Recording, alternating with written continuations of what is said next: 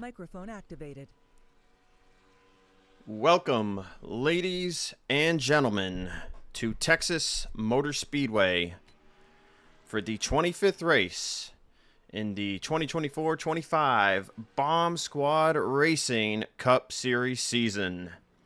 I'm your host, Zach Rogers, and we're getting ready for 117 laps of action around this 1.5 mile oval. It's going to be a great time, going to be a fun time. Got to thank BSR Magoo straight off for allowing me to come out here and do the show for y'all. Really excited, a little nervous, but really excited. And we're going to have fun. Joining me in the booth is a longtime friend of mine. He's got a single starter too here from a long time ago here at Bomb Squad. It's the one and only Noah Hart. What's up, Noah? Hey, Zach. It's a pleasure to be in the booth and commentating tonight's race, and I'm glad to be here. Yes, indeed, and I am happy to have you. We've got about 5 minutes left in practice, so we've got a little time to kind of set the scene here. We'll have this little speed ticker up. I don't have any of the scrolling tickers, but I'll make sure to go on the up and down arrow so that we can see where everybody is from here and there. Right now, fastest in practice is BSR Ricky J with a 27.536. That's a mock qualifying time. And then we also got BSR Tyler Mallon with a 27.566. Sorry, I thought my stream died, but that's just my phone because I have my phone on cell service and not Wi-Fi. So, we good.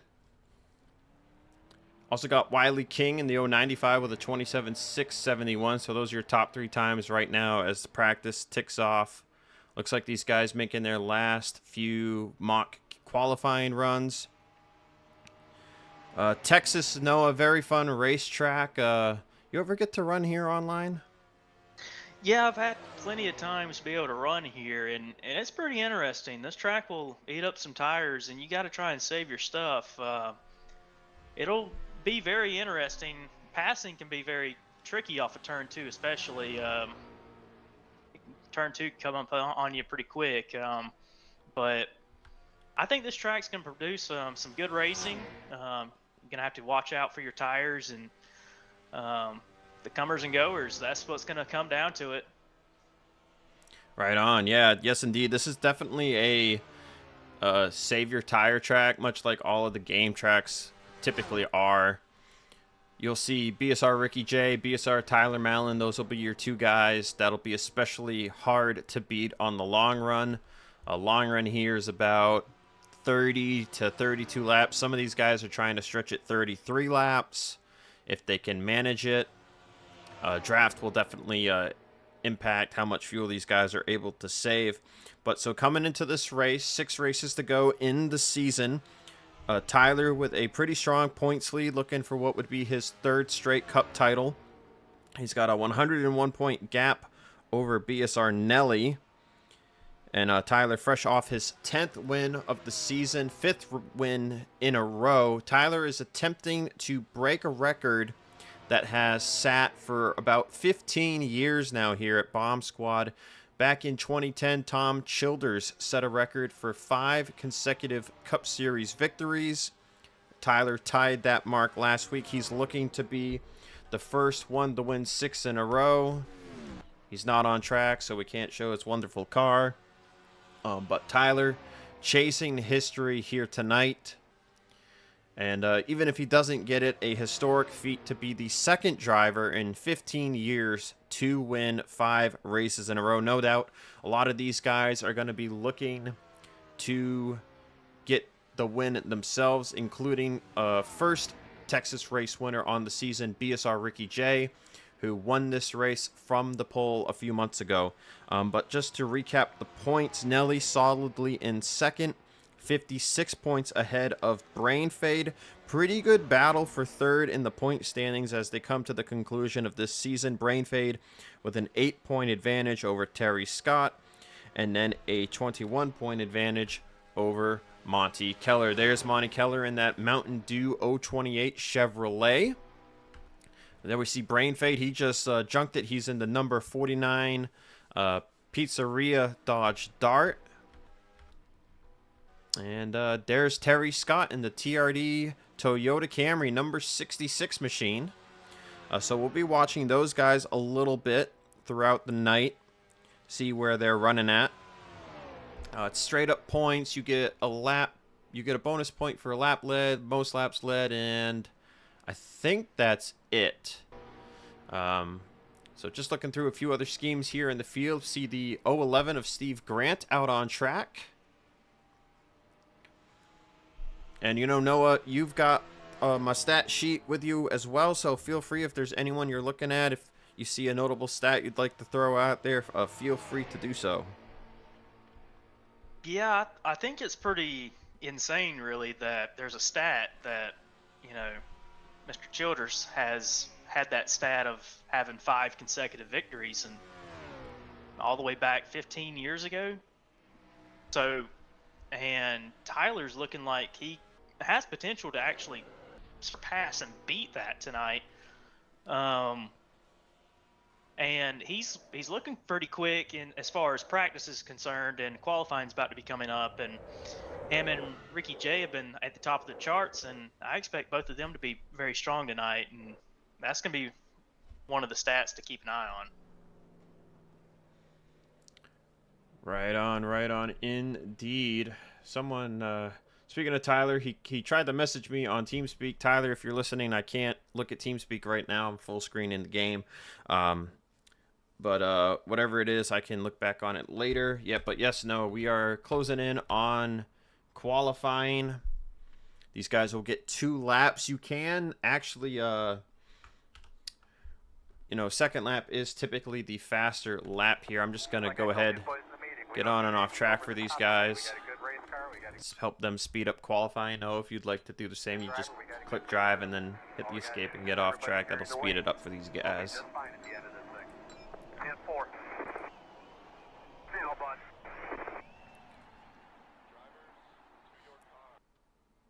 But speaking of streaks, one thing that has been done here is 4 consecutive race wins at Texas, and that was done by Kilojoules. He swept the 2021 and 2022 races here at Texas. And with Ricky J's win in the spring race, as you could call it, probably more so the fall race since this is the spring race. In the fall race, BSR Ricky J won his 4th Texas race. So Ricky J looking to become the first to win 5 times at Texas Motor Speedway. You've also got Rick Craddock in the field, who's won here 3 times, and Tyler Mallon, who's won here twice. You also got Brain Fade, who's won a race way back in 2012. Terry Scott with a win here in 2016. And yeah, that is it for the boys that are here in the show. Lap time starting to fly in. And this is pretty good of a track. It really, starting position is pretty important, but it does not quite matter in the sense of if you do have a bad qualifying effort. This is a kind of a track that is pretty forgiving. You could make those positions up, and you can get pretty creative in trying to make passes and be there when it counts. If you take care of your stuff and you know how to get around here, you'll be there when the checkered flag flies. Right on. And right now, to tell the folks at home who are watching, tentative qualifying pole time right now set at a 27.516 by the 93 of Ricky J, with Tyler to his outside with a 27.565. Wiley Zach, King was faster in practice. Yeah, Wiley King might be cooked though, because he ran a 27.666. So watch out for the engine on that car. Yeah, Wiley, he needs to pick that pace up. He needs to run a little quicker lap time. That's not really a good omen for tonight's race if you run a lap time like that. Looks like we'll have Rick Craddock rounding out row 2 tentatively in the 22. Nelly and Miller in row 3. Pantelica, Terry Scott, row 4. Magoo, the last who has set a lap in 9th. We'll see if those results stand or if anybody opts to revoke their lap time. And yes, indeed, Tyler has opted to revoke his lap time, so he will start last. Now, So Zach, that'll like I told move you, this is a one of lot of those people up. tracks where it's pretty easy to actually make up your positions, and we got plenty of time in this race. It wouldn't take too long for Tyler to be up there in the top five, mixing it up with the leaders. Yes, indeed. So we've got our happy 5 minutes. So we'll go through our starting lineup here real quickly. So it'll be Ricky J on pole, but instead of Tyler to his outside, it'll be Wiley King in the 095.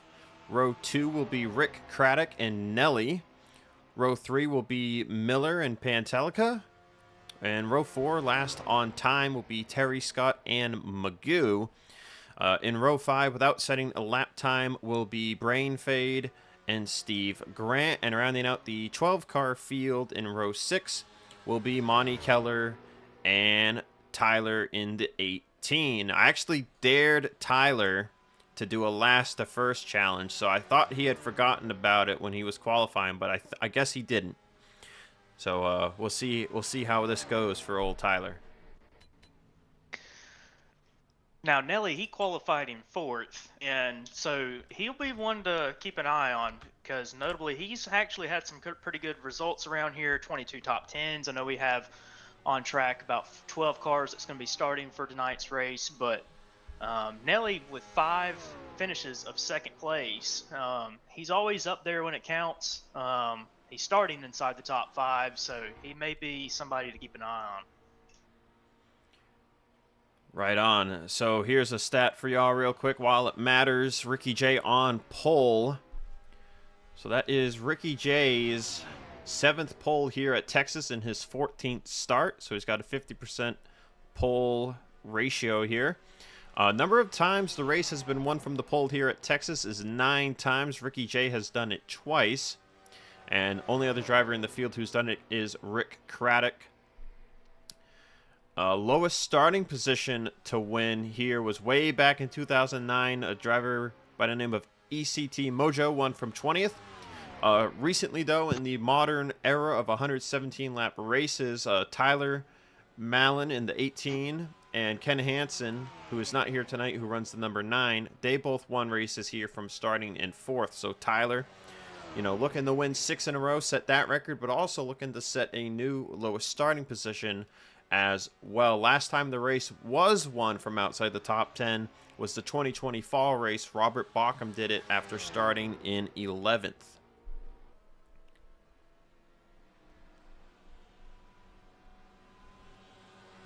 And Zach, just kind of take me through. I mean, we got 2 minutes here before we get going.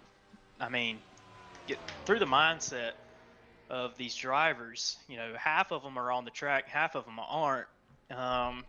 When you're getting ready for a race like this, and you got to go for over 100 laps, what's your mindset when you get ready after qualifying? Do you even take part in this? And, some guys are out there doing just some mock runs and wadding up the race cars before they get going, but and some guys, Rick Johnson, he's on pole, and Tyler Mallon, he was he's one of the favorites. He's won the last few races, and so neither one of them are on track, but you got some other guys that are out on the racetrack, like Monty Keller's out there, and I mean, like I was talking about some of these other guys like Nelly, and what goes through the mindset of a driver, in happy hour? Like, what do you normally do? Yeah, so I usually will either before or after qualifying, I take a quick run to the bathroom, and then I get back, and typically for happy hour I'll run like maybe 3 to 5 laps, and then I'll do like a mock pit attempt just to make sure, if we have a green flag pit stop, I know how to get in the pit road. I see a couple of guys doing that. Some of these guys are just like going right out, not even running a lap, maybe running 1 lap, and then they're just coming right back around and they're doing their mock pit road entry to make sure they've got the braking point down to where they want it. That's one thing you'll see tonight. A lot of guys will be hot pitting. They're going to try to slam the brakes as late as they can, even if they're hitting that line at about 80 miles an hour. As long as they just hold the brake down to pit road speed of 45 mile an hour, they should be safe. So that'll be one thing these guys are trying to iron out here. I see Steve Grant and Magoo. He's out there. They were both just doing that. I always kind of preferred to, after I did my qualifying lap, I was always just doing the best I could in the qualifying, just all the way out. If I wrecked, I wrecked, but I was just hanging it out as much as I could, getting most speed out. But once that was done, I normally didn't even go out for happy hour. If I did, it was to do what you're talking about, to be able to do the get down to see what the speed is. And I see Miller's out there doing that right now. But I find it a little interesting. Some guys go out there and try to just run a few laps and see what the first 10 laps may do on their tires, or first 5. And I just thought that was kind of interesting, just kind of looking at what these guys choose to do with their 5 minutes before the race. Taking a look from Andrew Miller's onboard camera here as we're about to go to the grid. And here we go, about to grid up. Just like I told these boys in the meeting, we don't need anything over the top today. We got a good race car, we got a good driver, we got a good pit crew. All we got to do is just everybody carry their weight. We'll be just fine at the end of this thing. 10-4. See Joshua Moyers in the chat. What's up, Josh? See Magoo. Thank you, Magoo. Yeah, let's go racing, man. It's going to be fun. 117 laps of action here from Texas Motor Speedway.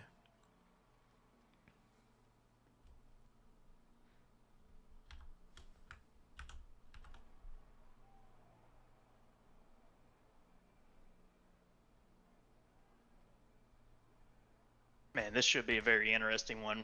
I always loved Texas. I was a big fan of the tracks like Las Vegas and Atlanta whenever I did race, and Texas is no different.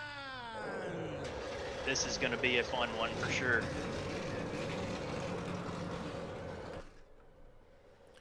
Cars are fired up, going to roll off a pit road.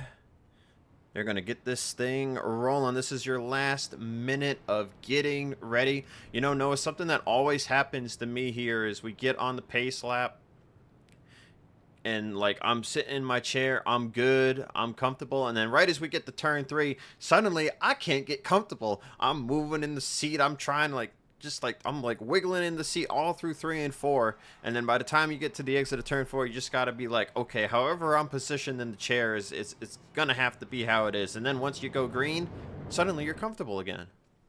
What's funny about this is all these drivers have access to be able to actually talk to each other, whether it's voiceover or through text, and you're going through the motions of this, and you may be wishing someone good luck, or you have a buddy that you may be starting in front of or behind of or beside, and all that goes out the window when this green flag waves, and you race each other like you want to beat your little brother, and you just want to beat that guy. You want to beat your friends more than anything, and these guys are going to be on the wheel, no doubt. Right on. Pace car down, pit road. Ricky J, Wiley King leading them to the green flag. We're underway here at Texas Motor Speedway.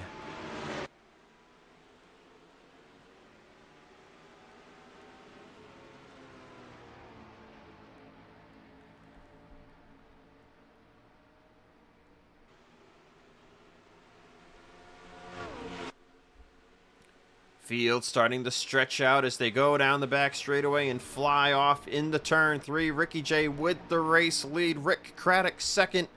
King in third. Nelly Miller the top 5 as they come around and finish lap 1. Craddock emerged immediately up into P2, and everybody just kind of trying to get themselves in position. They got a long race ahead, and they don't need to be burning their tires up.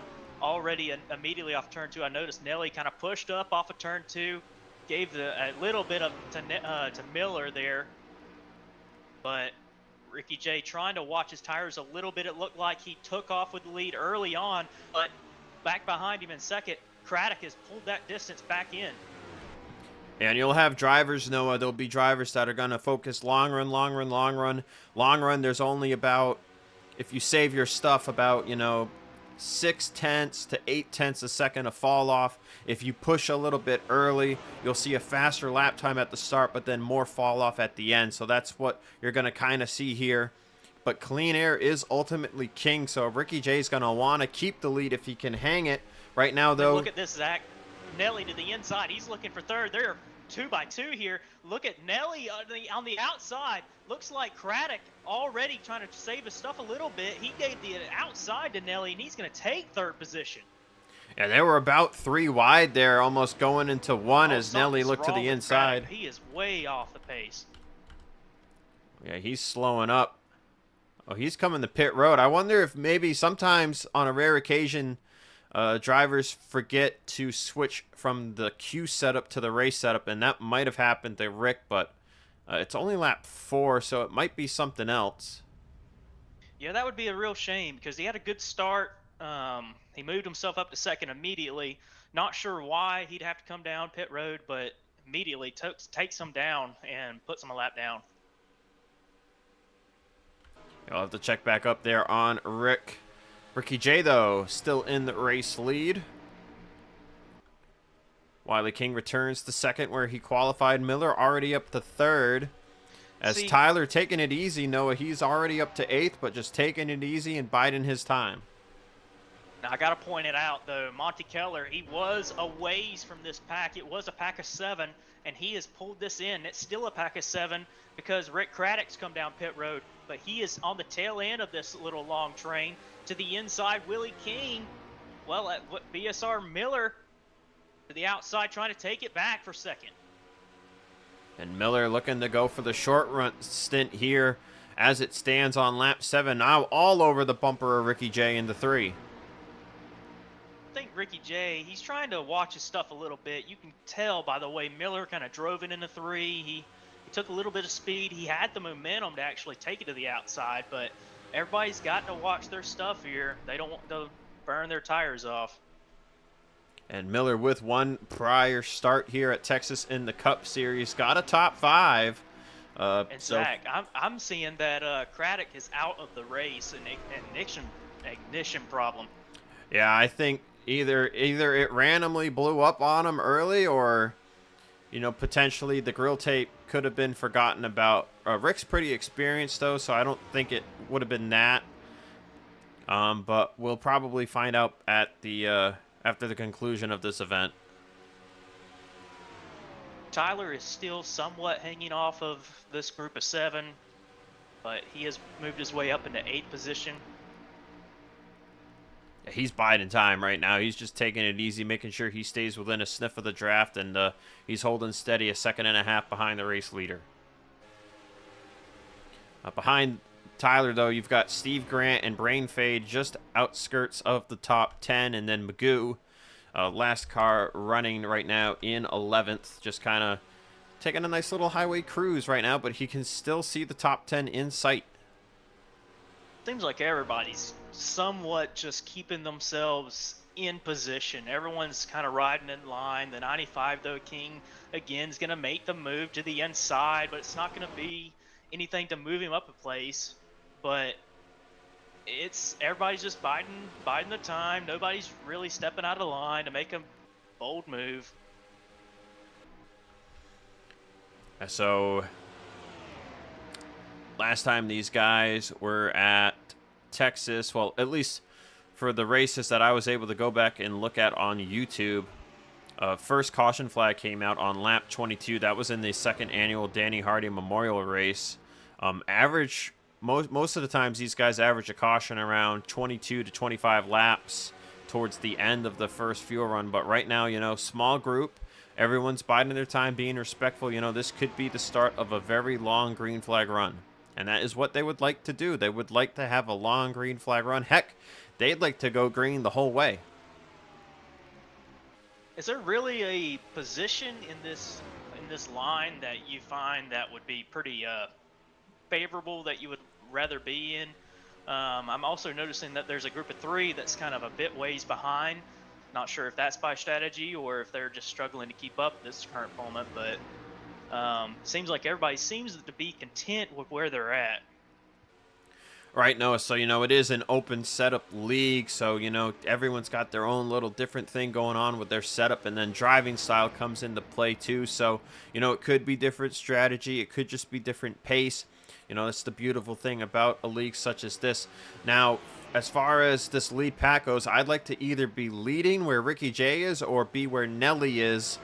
Nelly or Monty Keller, about fourth to last in line.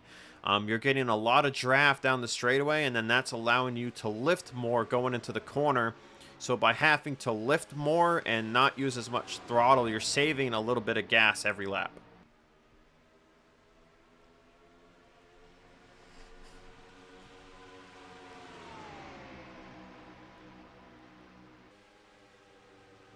These guys, though, at the front, they're very close. You see Miller getting a little squirrely there through 3 and 4.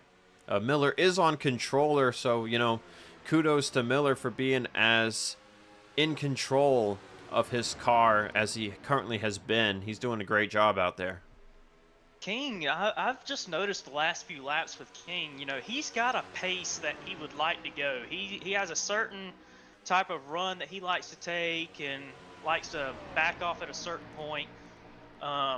Now I'm noticing that, and then when the 86 somewhat is starting to slow a bit more than where he would like to, he's not really shy about going to the inside. But I'm also not entirely convinced if that might be by strategy as well, where, these open setups, if he's got it taped up enough where he may need some more fresh air. I don't know if being tucked in behind has anything to do with what he's doing. See Pantelica pulling out a line, going to let Terry Scott and Monty Keller go by.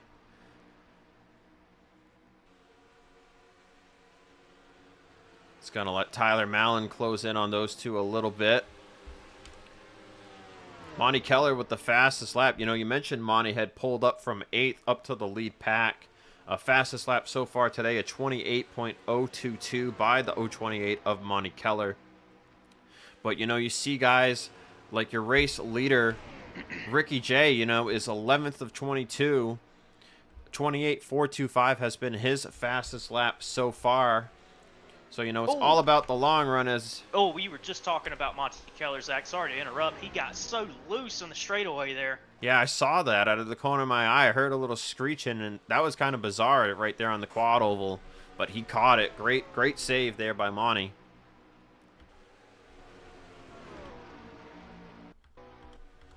And that pack of, 8 cars has just kind of split it up just a little bit.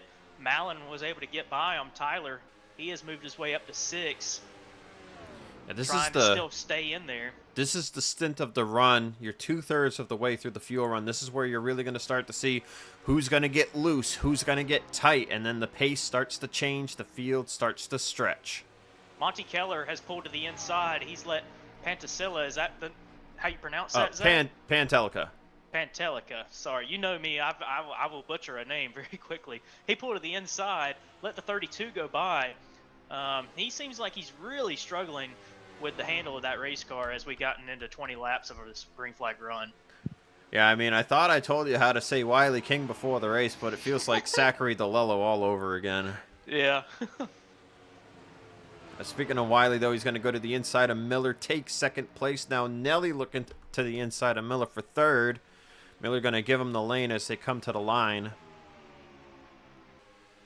But it's been all Ricky J. Speaking of Ricky J, he holds the record for most laps led in a race here all time. Back in the 2019 fall race when they ran 134 lap races as Miller with a huge save. Ricky J led 128 of 134 laps. And I want to apologize if I said Willie. I'm pretty sure I did, but Wiley's doing a really good job out there in second place. Been talking about him a lot up here in the mix, and there's Nelly still looking and trying to get by for second position. Mallon has just moved his way by Miller, who had a handful of that last lap. Most laps led in a recent race belongs to Tyler. 82 laps of 117. That was in last year's fall race. It's Nelly now to the inside of King for second. King gonna lift a little early, let him have the spot so he can get back to the preferred line going into turn 1. Now, the stat sheet I was looking at earlier, Nelly with 5 P2s. He's never won here at Texas. You know, come that close before. Is that correct, Zach? Yes, that is correct. I mean, Malin, Tyler, continuing to pick off race cars. He just got by Terry Scott for position, but I have a feeling Nelly will also be a factor here, continuing to be a factor. He's always been real good here. Second place, he wants to finally, he don't want to add that for 6 P2s. He wants to get up there and challenge Ricky Johnson by the time this end of the race. See, King just pulled low there down the back straightaway to let Tyler go while maintaining the bottom.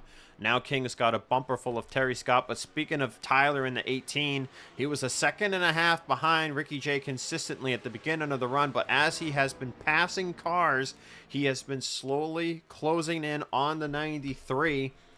Ricky J maybe perhaps getting either a little loose or a little snug through the middle of the corner. And that's letting those two catch up to his bumper, as we're really going to start to see who the long run guys are here these next 5 laps. The running order should start to stretch just a tiny bit more. As Monty Keller, who had that save in the quad oval, he's actually backed up along with Pantelica and is now racing for position with Steve Grant and Brain Fade. As Magoo continues to ride on his own. Magoo just out there. He's having a blast. He's just happy to be here. You know, Magoo does a great job helping run the show here. Owner of this league. And again, can't thank Magoo enough for having us out here. As Tyler now, we missed it. He drove by Nelly. Nelly must have let him have it. They're very respectful at the beginning, though. You know, you like you said, it's like racing your little brother. You want to beat him, but in the early going, it's all respect here.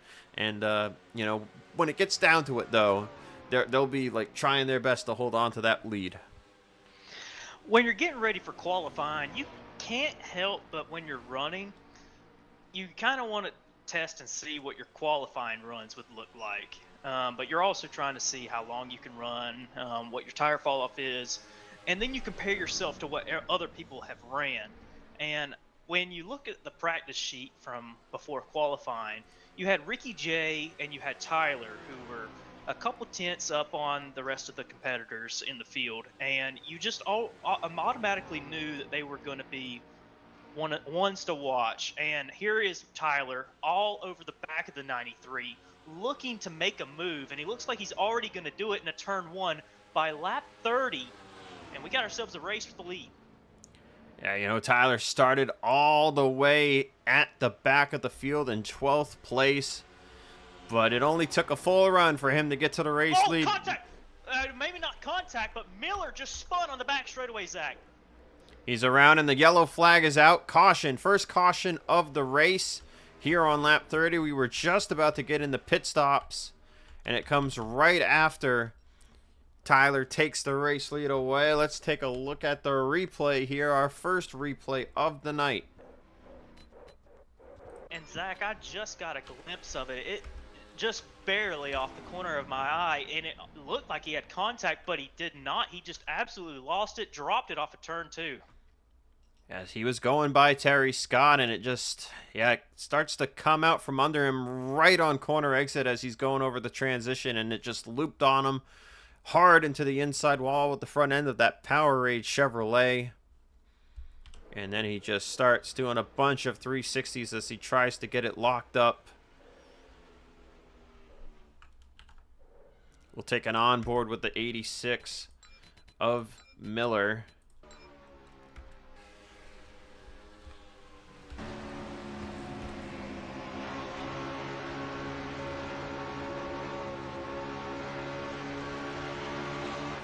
Just right on corner exit, it stepped out on him at the very last second.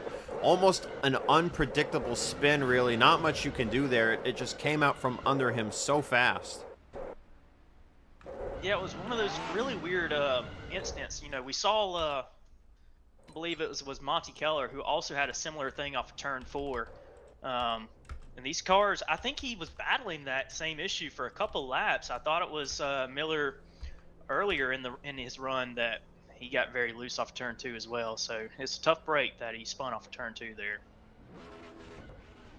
Seeing pit road here. First pit stall is going to win the battle for Ricky J. I think Nelly got Wiley King. Miller, though, I believe he had to take a tow because he just had like 3 or 4 flat tires and he was just struggling to get around on the apron. So he will be a lap down on the restart. Brain Fade stayed out to get his lady lap, as they call it here at Bomb Squad. So that'll be Brain Fade's 38th lap led here all time. Talking about laps led here, Noah, I've had the privilege in the past of running here at Texas with these guys. I've run 4 times. My last 2 races here, I got a top 3. I got 3rd in both events. And I've led 25% of my total laps run here at the track. When you look at our current race leader now, pole sitter Ricky J, Ricky has led 39% of his laps here at Texas, which is a crazy stat. And that is in 13 races coming into tonight. And then Tyler, in 5 races, has led 22% of his total laps ran. So these guys are your typical front runners here. Nelly has led a bit here and there, which kind of comes with the territory of all those second place finishes he has had here in the past. Yeah, I mean, we know that both Ricky and Tyler are super good at these tracks, and they're pretty good. They're really good racers all around in their own right. And Ricky's just always been the type that's going to be competitive anywhere you put him, especially on these 1.5 mile tracks. Anywhere that really requires a lot of tire saving, he's going to be a factor. Tyler the same way. You can put him just about at any racetrack, and he's going to be in the mix of this. But you got many contenders behind them that have always been a factor in their races. I mean, you got some guys like Terry Scott back in the field. That's a previous winner here. He's been in the top 10 all the time. He's always up there. Nelly, like we've talked about plenty of times now, he's sitting there in 3rd behind both Tyler and Ricky.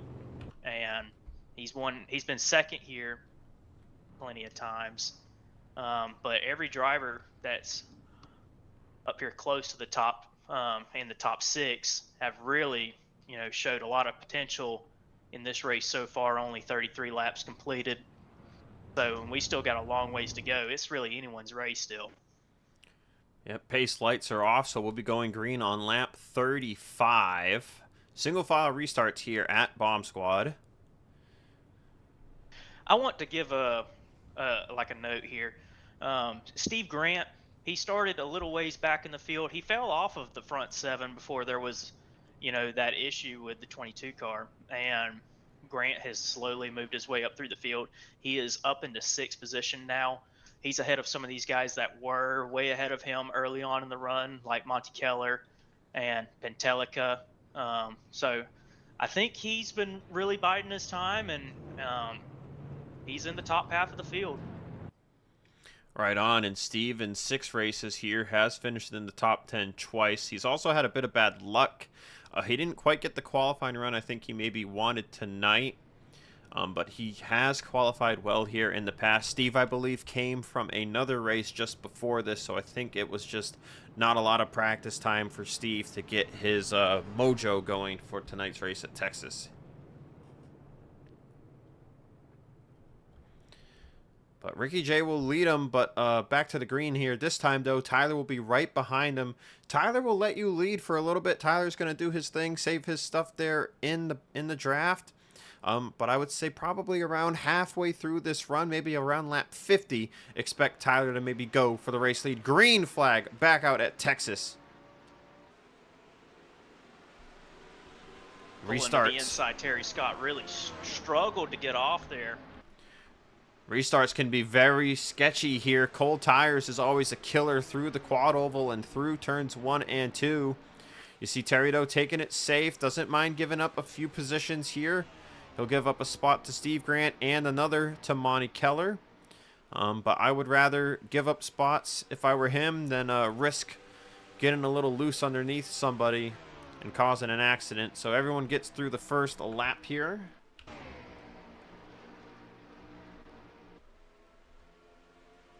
Wiley and Nelly trying to hang in with both Ricky and Tyler. Tyler was all over the back of Ricky. It felt like that whole lap of the restart. It felt like he was just shoving him through the corners, and he's just right there. Going to be interesting to see how much faster they run. It looked like they were running 2850s, which is a whole second off the pole speed they are. And so this is going to be pretty interesting to see how they run this run compared to the start of the race. Yeah, well, you know, still a long way to go. Next time by will be 80 laps to go. These guys still have 2 full fuel runs and then about half a run to the end of this thing. So, you know, I think right now, I think similar pace to the first run. Looking at the fastest lap, Pantelica just ran a pretty good lap of 28:032. But I don't think you'll really see anybody push much faster. Even Ricky J in the lead is running, as you said, I think 28.4s, 28.5s. But the field all bunched up because of it. You know, some of these guys are saving their tires, such as Ricky J and Tyler at the front. Ricky got a piece of the apron there that sent him up the track a bit, but Tyler's going to just kind of hold the line for now. Yeah, Tyler doesn't look too worried to try and take the lead there. So right now, Magoo holding a little bit better here so far this run in 9th. Miller and Brain Fade at the back of the pack. Miller a lap down. If we were to get a yellow, Miller would get his lap back. But right now, likely trying to just keep it easy. You know, you're not racing for position right now. Oh! Looked like Ricky was going to catch the wall just slightly. Oh, you do that. Corner there. You do that sometimes. You want to arc it all the way up against the wall before you go into turn 1, get the best arc down into the corner. And sometimes, you know, you over-arc it, overdo it. There was one race here where I went into turn 1, I lifted normally, and I apparently must have lifted the throttle a little more out of the gas than I wanted to, because when I turned it down, the banking transition, it about dumped itself on me. That was a scary, scary moment, but I caught it. It's really good to see Magoo up here inside the, you know, the top 9 of this 9-car pack. He had a really poor, as I started to talk to him, a little commentator's curse. He ended up pushing off really hard off turn 2, lost a little bit of ground. But here comes Miller. He's also that lap down car you were talking about, and Brain Fade reeling these front runners in as they continue to try and ride in line. And back in Magoo's heyday, he actually scored a 2nd place finish here at Texas. 17 prior starts. He got the 1 2nd place, which is also his lone top 5 here, but he's also got 7 overall top 10s. And he's good at finishing these things. 15 of 17 races finished at the conclusion. So, you know, Zach, I think this is pretty, I mean, it looks pretty obvious when you look at it on track. But, you know, the leaders are running, you know, a very high to low 2870s. At the start of the race, they were running 28.4s, 28.5s. They've backed it down a good bit in this run. Yeah, and that's just, you know, they're trying to make sure that they're in the best position to attack towards the end of the tire run as opposed to attacking at the beginning of the run. And Monty Keller and a few other guys like Pantelica will tell you after that first run, yeah, when they lost touch with the leaders, you know, they may have burnt some stuff off there because they lost touch with the leaders and they were getting a little strung out there. So they have backed it down significantly to try and keep a little bit of them Goodyear Eagles still fresh. Fresh. I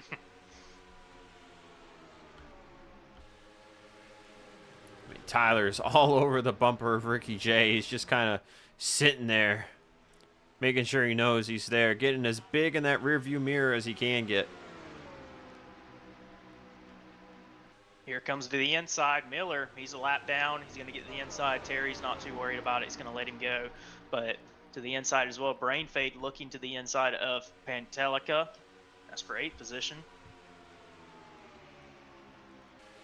Pantelica able to hold on to the position. So all our leaders are now up here in the pack. Talk about the decreased pace here. Ricky J, you know, saving a lot more tire here at the beginning of this run because You know, the last run, he didn't save as much, and Tyler got him right at the very end of the tire run. So Ricky likely trying to mitigate that by saving more at the beginning of the run. And Tyler, he's going to just keep doing what he was doing because it worked the first run. It'll likely work the second run too. Brain Fade, a previous winner here at Texas, was able to pick off a position and move up into 8th place. And Brain Fade, another driver with long-term success here. 20 top 10s in the 32 starts.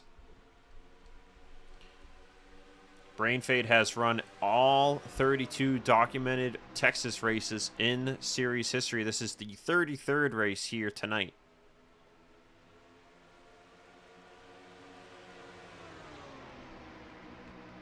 You're going to really have to shake up them front runners there of Ricky J and Tyler. I think everybody's very content with riding to try and save as much as they can.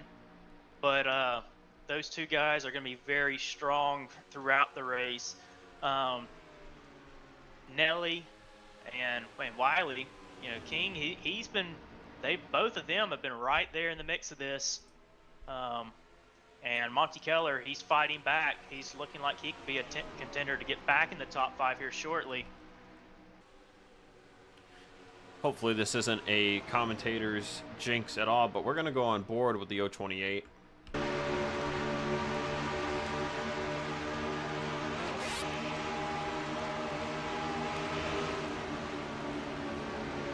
See him dive it off down into turn 1 behind the 011 of Steve Grant. Nice and steady off corner exit of turn 2. Lifting a little early. Keeping that space, not trying to run anybody over here. Out of everybody in this pack, it looks like Monty is actually backing up a bit more than really anyone else. But it seems to be working really well for him. And that's the thing, you know, when you're 6th car in line, you gotta lift earlier than you would if you were leading the line, because the guys in front of you are lifting at the normal points. It's like being on the highway. You know, someone hits the brakes, you hit the brakes when you see them hit the brakes, and then the next guy has to hit the brakes earlier, you know, than where they were on the highway. So, you know, the accordion, as they call it. So that's very much a real thing here at Texas, and these guys, as experienced as they are, they know that, so they're already used to lifting earlier. Sometimes, you know, they're lifting before the guy in front of them starts to lift, and, you know, nothing wrong with that at all. And I was mentioning something earlier, I think it was under the yellow flag, when you can't help but sometimes compare yourself to other guys on the timesheet, but you also don't know what your competitors are really doing in terms of 20-lap runs. And that could come in handy if somebody is a lot quicker and could be a legit contender, even though somebody may seem like they are, you know, 2 tenths faster than you in practice. You know, over the course of 20 laps, you know, they could be way faster. And that'll be pretty interesting to see who has what it takes to beat both Ricky J and Tyler, because they have led a lot of laps here in the past. We know Nelly has had a history of being up here when it counts, and King has continuously ran in the top 5 today. I think all 4 have shown really strong runs so far, only 54 laps in. Yeah, Noah, in the last 10 races, there have been many times where the race winner at the end of the race did not lead a lot of laps. 2021, both races that were won by Kilojoules, he led 4 laps and 13 laps respectively in those races. And then in the 2022 fall race, he only led 11 laps. Tyler Mallon in the 2023 race, the lone event that was run here, led only 7 laps. The 2024 spring race, I remember being in that race. That had a chaotic ending. Ken Hansen came away with the win in that one. He only led 10 laps, and pretty much all those laps came at the end of the race. So things typically get crazy here at Texas. It could be a calm race from the beginning here as they're running now, but towards the end, sometimes things go bananas. Well, all I heard from you just then was this is not a good omen for Ricky J. He's been leading all these laps, and, you know, for somebody that's got Tyler Mallon you know, right behind him. Tyler, you know, he's just biding his time. He's not even leading any laps, and all these guys are really just biding their time. Who knows who's sitting back there behind him inside this top 9 that's in this lead pack that actually has a lot more pace than this and is just waiting for the time to make a move and get up there and take advantage of this race. Yes, indeed. And, you know, we're about 20 laps now into this run, so we should start to see the pack start to space out a little bit once more. Counter argument to all the chaos I just said could unfold in the 2024 fall race. They had about a, let me see here, counting real quick, about a 18 lap run to the finish. In the 2023 race, it was around the same thing. In the 2022 spring race, the last race restart was on lap 37. So they went green to the end about 80 laps. So they could also just keep going green here. You know, we did have the restart on lap 35. They could very well do that again here tonight and just completely go green to the finish with no chaos. I'm already seeing in just these last couple laps, the field is somewhat spreading out just a little bit. You're seeing the guys at the tail end of the pack starting to fall off just a tiny bit. You see Pantelica and Brainfade losing touch with the leaders. And here's a battle for the lead, Zach. We got Tyler to the inside of Ricky. Tyler not waiting as long as he had to on the last stint. That was because I was just talking about this. You know, the tires are starting to fade a good bit for some of these guys in this pack. We're seeing some guys fall off, and we're seeing some guys come to the front. And that guy is Tyler. He's taking the lead. Right on. And as I was going to say, you know, it only took 25 laps this run because he was just right there. He was there in second place the entire run. And Tyler, you know, he was starting. He knows he was starting to get those little runs on exit, and he was like, you know, it's time for me to take this lead. And he got enough of a good run, and he went to the inside of Ricky. Ricky gave him the lane, and they raced it out through 1 and 2. And now Ricky J is doing the chasing. Well, the average that they were running was 28.7s, and Tyler is still doing that. But the average lap time of everyone else has dropped to a 28.9 or a 9 or 29 flat, and that's very noticeable. As you can see, everyone from, you know, about 7th on back have kind of lost touch. Yeah, that includes Pantelica, Brainfade, Terry Scott, and Miller, who was a lap down. As these guys are approaching another potential green flag pit cycle here in about 3 to 5 laps. Very impressive, though. Nelly is still right there on the back bumper of Ricky J.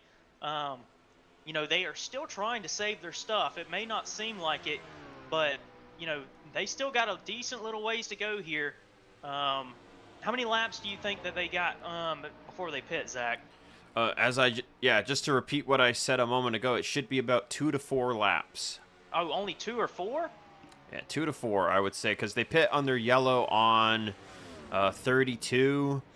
You know, you can factor in the caution pacing laps a little bit, but they should be pitting here at any second.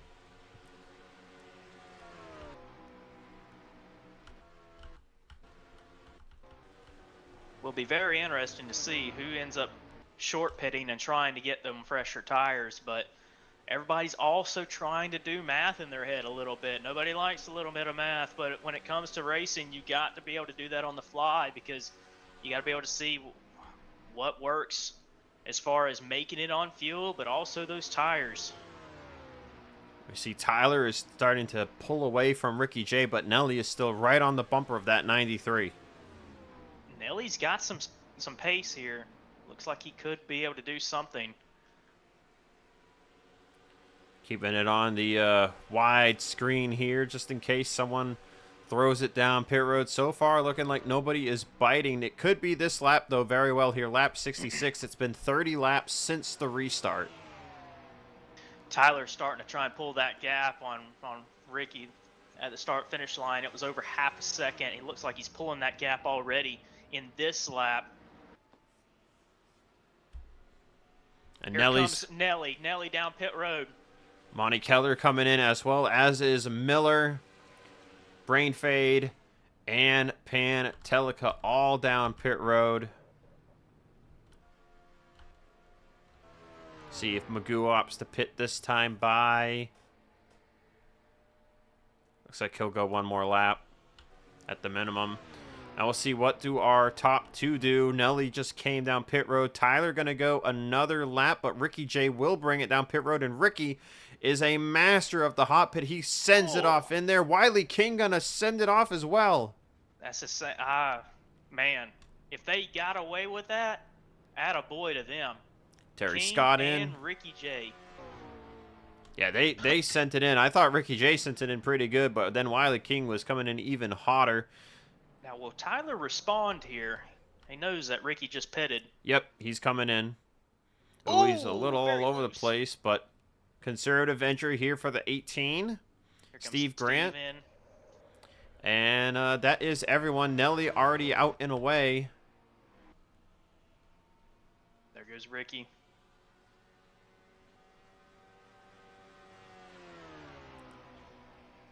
We'll see here where Nelly comes out compared to Ricky J. And this apron can be slick. You're trying to get everything you can get out of it, but you got to be careful. You don't want to merge too soon and get a black flag. Nelly will go by Ricky J since he pit the one lap early. And then we'll have to wait and see where Tyler comes out. As Tyler is out and away. He'll have Magoo in front of him. Now, did Nelly just jump Ricky on pit strategy? Yes, he did. Tyler had such an advantage on the lead. He was running such quick lap times. He's able to get out in front with the overcut. And Nelly might have enough momentum to maybe make a stab at it here off in the turn one, but they're going to catch their first traffic of the night here in the form of Magoo, who puts it in the wall trying to give them some room. But maintaining the race lead is the 18 of Tyler. Monty Keller had a pretty good run in pit strategy. He had fell away a little bit. As I start talking about him, it's that commentator's curse. He just did bounce off the wall just a little bit. Yeah, so Monty up to 4th place with a decent gap back to Steve Grant in 5th. Wiley King 6th, Terry Scott 7th, and Miller, who's a lap down, all right there. And then Pantelica and Brain Fade back in 8th and 9th. As Nelly now hounding the bumper of Tyler. Nelly might be trying to say, I want to lead for a little bit. Yeah, Nelly's tired of this noise by Tyler winning all these races and Ricky J leading all these laps. Nelly's got to run here off of turn 4. He would like to lead a lap. And Nelly to the inside of Tyler. Down the quad oval off into turn 1. Tyler not going to put up much of a fight right now. There's still a long ways to go. He'll let him have the lead. Very interesting. They are back to running the same lap times that they were running at the start of the race. 0.2 quicker than what they were running. And this has brought in Monty Keller. Monty Keller running really good lap times. Really fast lap times. In fact, he is actually the fastest car on the racetrack. That last lap was not, but he had just previously ran the 27.90. Yeah, see that there. Monty's still fastest on track. He had the previous best of a 28.022. Now, as you said, the 27.902 fastest lap on the track. He may have had no choice. He may have felt like it was worth pushing up to the leaders here because the draft can be very important on these straightaways, and he just had almost a sniff, and he had to get up there. Yeah, I can totally understand that, wanting to get in the draft so then you can keep up a little bit. You can start to save your tires again. You know, you put yourself in a little bit of a hole for now. You know, at the end of the run, it'll catch up with you, but he'll at least be able to save that extra gas right now being in the draft. Yeah, he has saved like over half a second just in these last couple of laps just by getting up here with Ricky J and being in the mix with the leaders draft. See, Ricky J saving pretty heavy here. You know, he pit a lap before Tyler, trying to save those tires a little bit more since Tyler came out a lap after him. Now, Ricky's running that same pace he was when he was out front leading that on that restart. But Tyler and Nelly, they are on that start of the race, green flag, lap 1 pace, 28.50 run. And Tyler's fine with running that pace, but Ricky, he's saying, go on ahead. I'm going to run my 2870s. This is what I'm happy with, and this is what I'm going to be content with running.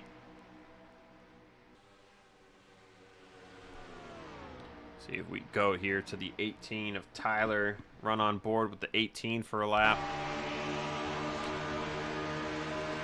Really take a look here at the line the 18 of Tyler is running. Very interesting. Ricky picked it up that lap. I think he might be noticing that he really preferred to still be in the draft. He did pick it up a little bit, so he did save a couple laps there by running his own pace. He still has a sniff on Tyler. One thing I just noticed there through 3 and 4, Tyler is as smooth as can be, but Nelly, the car was moving around a little bit through the corner, a little bit of sliding up the groove. Yeah, Nelly is a bit, just half a car length up than what Tyler's running. Tyler might try to take the lead back here. Now Nelly was holding a decent 10th or 2 of a second lead over him, but now he's starting to back up to the 18. Steve Grant and Terry Scott running really good races of their own right. They are not in the lead draft currently, but they are within sight of the leaders and having their own fight for 5th place, with King in the mix of that as well. Yeah, so Steve and Wiley, you know, they are Team Speedland teammates. Both running those Pontiacs here, you know. Love the diversity of manufacturers here in this series. You got Toyotas, Pontiac, Chevy, Ford. Got a Dodge.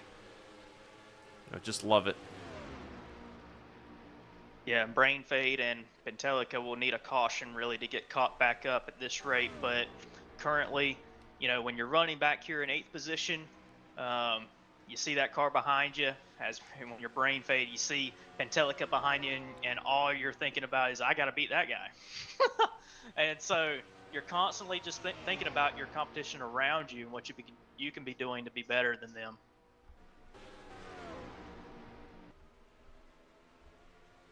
Tyler starting to look to the inside of Nelly here off of turn 2. Tyler wants the race lead back. Now, Magoo in the mix of this at the tail end of the leaders, he is actually somewhat helping Steve Grant pull them back into the frame here. You see, Steve has continued to chop at that race lead from Nelly.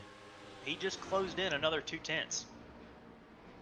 A few laps ago, that margin was about 2.5 from the leader to 5th place.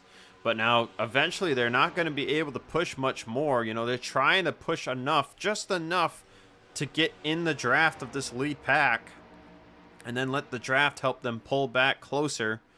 But you know, they're digging the hole a little bit here. They gotta watch how much they're digging. Zach, you were just talking about a few laps ago, Nelly, a groove or up than what Tyler's doing, and Tyler is just figuring out what Nelly's doing, and he's kind of figuring on when he wants to pass this. Oh, it might be right car. here. Yeah, he's looking and trying to plan his attack on this 103 car. He may get him on the front straightaway. He's going there now. Right off of turn 4, Nelly slid up. Tyler was able to keep it planted to the bottom, and Tyler gets the lead back there at the start-finish line. And on lap 84, your race leader is once again the green and mean number 18 machine. It's Tyler Mallon in the lead. Steve Grant has a little bit of a draft on them top 4. He has been pushing to be able to reel that gap back in with Wiley, King, and they are right there in the mix of this somewhat, but they have pushed a bit more than what the leaders have. And now if you're Ricky J, you want to get by Nelly as quick as you can here. He's going to look to the inside for second off of turn 2. This will put him in a good position here. Gotta keep up with the 18 now. And remember, Ricky is at a lap disadvantage. It's not much of a disadvantage here at Texas as it would be some other places, but it is still a disadvantage for the 93 car. One less car in between him and the race leader, and Ricky knows that. The tires are starting to fall off a decent amount from when the start of the run was, and he's trying to push a tad bit more. He's still running the same kind of lap times as he was, But that 18 car, he's starting to feel it now. That's going to be his main contender. 86 of Miller has made it by Magoo, so that puts Miller back in the free pass position if we were to get a yellow. But you know, battle heating up for 8th place. Brain Fade has slipped back to Patelica. Which, you know, Miller's got a fast car, so if you could get that lap back, he'd be right back in the running for maybe a top 5. And yeah, as you said, Noah, you know, battle heating up here for 8th between Brain Fade and Pantelica. You know, and we're 20 laps into this run. Final pit stop should be around 97 to 99, maybe even lap 100, depending on how they want to push it. And here's the fun part of where they're going to be pitting now, Noah, is an open setup. Sometimes it's better if you don't fill the fuel all the way up on your last pit stop, and instead, to make it looser, you can take wedge out, or you can raise the track bar. If you fill it up, you can't really do that because, you know, your setup is fine-tuned to a full tank of gas. But when you're in the race and, you know, there's 18 to go, you only need to put 11 gallons, 16, 17 gallons in it. You can crank that track bar up a click or two if you've got less weight in at the start of the run. So Brain Fade holding steady there on Pantelica. Now Steve Grant with a bumper full of Wiley King as they've started to lose touch now, as has Monty Keller. So that early pushing that they did has caught up to them now, and they're losing that time they had previously gained. Nelly still doing all he can to be able to hang in there. Went to the inside slightly on the back straightaway. Not sure if he was making a move to the inside to be able to do anything. When would they be able to pit again, Zach? Are they going to be able to cut this run in half compared to what they did last time? There's a car on pit road there. It's a lap car, ain't it? I'm actually on board with Terry Scott right now. I'm not sure who that would be on pit road. It looks like Miller is pitting early here, as he drops out of the top 10 on the leaderboard. But yeah, I mean, anybody can pit now. They're all within the fuel window. The only thing that you have to worry about is, you know, if you pit now and the cycle doesn't complete, you know, you're going to risk a yellow. So it looks like Miller actually called it a race. I'm a little surprised by that. Maybe just tired. I know Andrew has some pretty long days, so might just be tired and called it a night here early. So Wiley King's going to let Terry Scott go by on the outside, or actually just maybe defending the line. But that'll let Terry drive by into 6th. And it's once again just the 18 and the 93 at the front of the field. I noticed with King, he's been really fast at the start of the run. Then he also tended to struggle as the run went on. And Terry Scott has ran a pretty smart race, and it looks like cars pitting up in front of a Monty Keller to the inside. Oh, and Steve Grant's going to try to pit too. He might be a bit late. Monty slides in the pit road. Oh, and he's got a flat. I think he flat spotted both the front tires. I see the whole car dipping forward. That is going to really hurt Monty's pit stop. But he kept it straight, which is, you know, a bit of a plus. Oh, he overshot his pit. Oh, Brain Fade had come in the lap before. Brain Fade driving away now. Ricky is still losing about a 1/10 of a second there to Tyler last lap. Got to think who's going to bite first to come down pit road. Ricky really would not want to pit early again. I think he might think the strategy would be better, but he's looking like he would wanted to pit there. He's coming. He is. He's coming right now. Hard in the pit road. He's going to lock it up. Oh, he flat spotted one. He just blew the left front. That's going to kill it for him. That's going to kill the undercut completely. Tyler can go as long as he wants. Oh, caution's out. Oh, Steve Grant. Steve Grant. I think Steve Grant blew up. Yeah, I don't hear anything. And that came out right in the middle of the cycle. There are cars on pit road. And some of these guys are going to have to take wave arounds. I think Ricky may have went through pit road. Yeah, Ricky went through and stayed out on track because he doesn't want to get trapped the lap down here. He's got a flat tire, though, doesn't he? Yeah, him and Nelly both just stayed out. They're going to go around, limp it back to the pits. But that'll keep him on the lead lap, keep him on the same tires as Tyler. But let's take a look for our second caution of the night. Yeah, it's saying a valve. I think the 011 just blew up. See if we can find him here.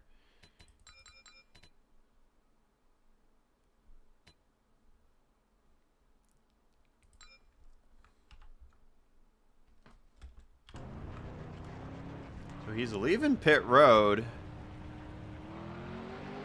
Just gonna listen to the car here. Wow.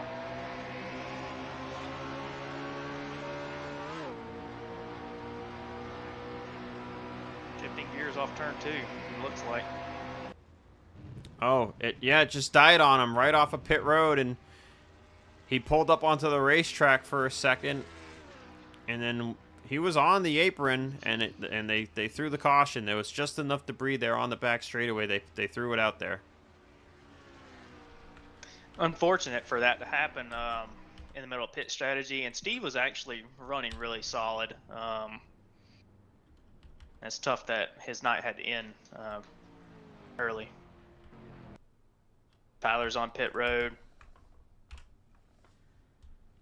Ricky J and Nelly just got to the pits, so Tyler will keep the race lead. Terry Scott will be in second. And there's several drivers now a lap down. Wiley King, Monty Keller, Pantelica, and Brain Fade.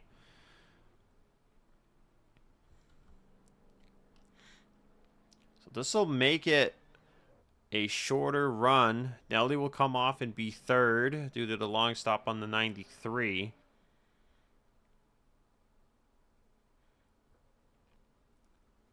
That'll put Ricky J in fourth. How long of a run do we normally have for this? Are they good on fuel? And yeah, so they're good on gas. This is going to be probably about an 17, 18 lap run here, potentially to the finish.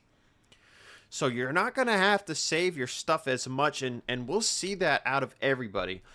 Tyler will be pushing a little bit more than he has been, but he will be saving a little bit because it'll still matter a bit.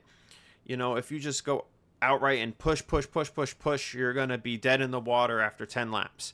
So Tyler's going to be pushing harder, but he's going to also still be saving. He wants to be able to save to where he can go as hard as he would like to at the end of the run. so this is where everyone's going to basically throw everything out the window, it seems like. And, you know, this is, you know, our four guys right now, because it looks like Magoo, Wiley, and Monty, they're going to take wave arounds. They're going to be at a minor disadvantage on tires. Unless there's a caution, then they'll all pit again, and you know, everything will change again. But, you know, our main four guys right now are the 1866, 103, and 93. Talked, of course, Tyler trying to break the record and win his 6th consecutive Cup Series race. Ricky J's looking to break a tie here with Kilojoules for most wins at Texas at 4 wins apiece. That would be Ricky J's 5th win at the track. Nelly, as you talked about, Noah, has never won here. He's got 5 second-place finishes. And Terry got 1 win here way back in 2016, and it's been a little while since Terry has visited Victory Lane. Now, Terry, much like Steve, I was keeping an eye on them, you know, running a really smart race, you know, not been up there really mixing it about with the leaders, but just quietly been keeping his car right there in the mix and sitting in second off of this caution flag here in a pretty good, decent little spot. So I actually forgot Magoo will actually be the free pass. So Magoo just pit there coming to the 1 to go. Monty, Wiley, Brain, and Pantelica all taking the wave around. Brain and Pantelica will still be 1 lap down, it appears. But that'll put Wiley and Monty back on the lead lap. It'll be 17 to go. Tyler in the lead. Terry Scott in second. Nelly and Ricky J third and fourth. And, you know, this is what I'm talking about. This is where the chaos tends to unfold. In a previous event, the first Danny Hardy Memorial Race, Noah, was a 167-lap event here at Texas. They had a restart with about 16 to 17 to go, and then there was a caution with 7 to go, and it turned it into a 2-lap shootout.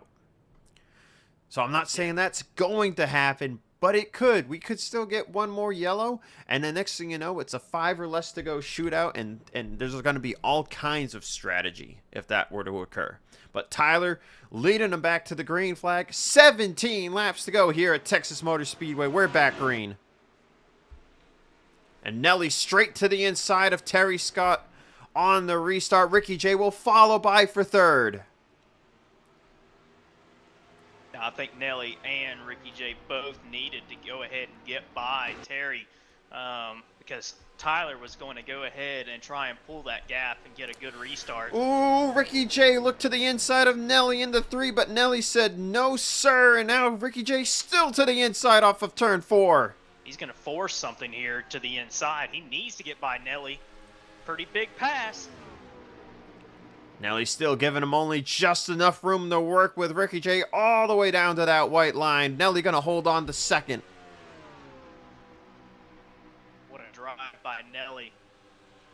It's Wiley King making his way by Pantelica. Remember, Wiley was one of the wave rounds, but he still got pretty fresh tires. He had just pit when that caution came out for teammate Steve Grant.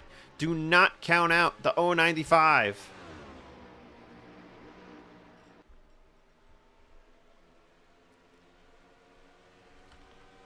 Right in the back bumper of Scott.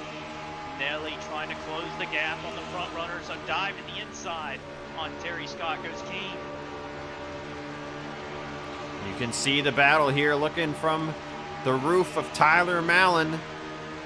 King up to 4th place. Nelly looking around, trying to find a lane to go to get enough of a run on Mallon. Look at King to the outside of Ricky. Pretty impressive to try and make something happen up there. Didn't know you can make a run in that groove. And Wiley trying everything he can here to maybe set up a run so then he could dive maybe to the inside. Monty Keller up in the 5th place. Terry Scott maybe looking for more of a long run here, saving his stuff a little bit as everybody goes crazy in front of him. I almost wonder, do you go ahead and give it as much as you can to get by this 18? Because Tyler's going to push in this later part of the run. They're all stacked up now. Ooh, Nelly checked up a little early there. That had to check up Ricky J and Wiley. Nelly doesn't really want to push much more than he is. He'll argue right now that he's doing all he can. He looks to the inside. These guys are giving it everything they have, and they're giving each other just an inch to race with to not make contact. They feel, I know this is open setup, it almost feels like they're just so even. Can't really make too much of a run that they would really like at this current moment. That's why these guys love Texas, because, you know, at the beginning, first, third, second, third of the run, everyone's pretty much even. And then, you know, you get to the end of the run and it spaces out just a little bit. But right now, it's anyone's ball game, and you're just hoping that you can get close enough to the 18, maybe pressure him into a mistake. But Tyler is very good at handling pressure. Nelly continues to do that same line that he has been doing. He did art the corner a little bit more there to get as low as he could, but he entered a bit higher than Tyler.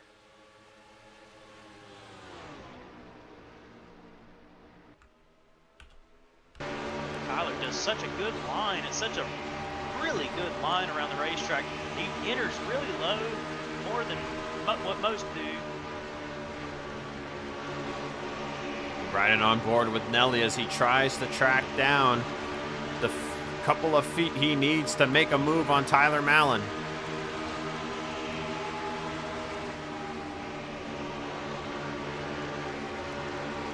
Ooh, pretty good entry into turn 1. He's getting closer here off of turn 2.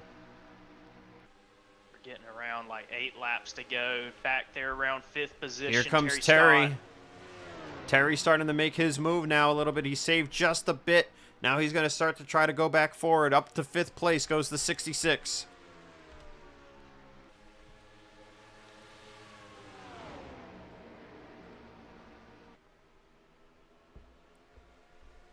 Tyler Mallon, 8 laps away from history. It would be insane. Be his 11th win of the season. As Nelly clips the apron. That's going to check him up. That's going to give an opening here to Ricky J. He's got to take it. Ricky has to absolutely go to the inside. He has to kind of send it in a little more than he has the last couple of laps. Nelly gives him the lane, but they are about dead even. That's going to allow Tyler to inch away a little bit. Ricky J has to check up. Nelly will clear him going into turn 3. Ricky J going to try to keep his nose in there, but he can't do it. Oh, and Ricky pushes. He pushed up a little bit there. It was a little tight. 6 to go here at Texas Motor Speedway. That's 9 more miles. Now, Ricky's just got to settle in here. He's got to settle in a little bit. Nelly's going to give it a run. He's running out of laps. Both of them, all these drivers. At times like this, you feel like the track might as well only be 1 lane wide. The wall might as well be just right next to your car the whole time you're going through the corner, because there's just, it's so hard to find the momentum you need to catch Tyler Mallon at the end of these races. And I'm riding on board with Nelly here this last lap. They are not, out of the gas that much. They are in the gas a lot in this lap. And Nelly is just not able to really close a ton. He was able to keep his foot in a little bit more there, but still not a whole lot of momentum coming for the 103 car. 4 laps to go. Everyone's chasing the green and mean number 18 machine of BSR Tyler Mallon. Top 5 have really pulled away here. King has rebounded significantly up into 4th position. Everyone looking for a great day, but Nelly starting to lose touch with the 18. It's 0.3 of a second with 3 laps to go. It's going to take a miracle, isn't it, at this point, to be able to shake Tyler out of the lead and open up the history books. We might be adding something new here. 6 consecutive wins, Zach. 2 laps to go from breaking a 15-year-old record. But it's not about the records really here for the guys at Bomb Squad. A lot of these guys just love racing these game tracks. They love open setup. They love the competition. And they love going out there trying to beat guys like Tyler, guys like Ricky J, like Nelly. White flag in the air here for the 18 of Tyler Mallon. It's been an incredible run, and it will take something crazy to end it now. Nelly has been so good all day, and he's been so good here in the past. But yet again, a bridesmaid, it looks like at this point. A big battle still on fire there for 4th place. Off into turn 3. As you said it, it'll be Nelly's 6th second place finish. But for Tyler Mallon, it's his 6th win in a row. Mallon wins it at Texas Motor Speedway. Really good drive by Tyler today. Started dead last and said it at the start of this race that qualifying isn't exactly, the best thing. Like you don't have to be on pole. You can make up positions if you know how to drive the track. And Tyler is absolutely phenomenal at these kind of races where you save your tires and you're there at the end. He had a ton of speed all race long. Was on the back bumper of Ricky J there for many laps while Ricky was in the lead. Took advantage of the lead. Raced hard with Nelly. And got the job done. 6 wins in a row.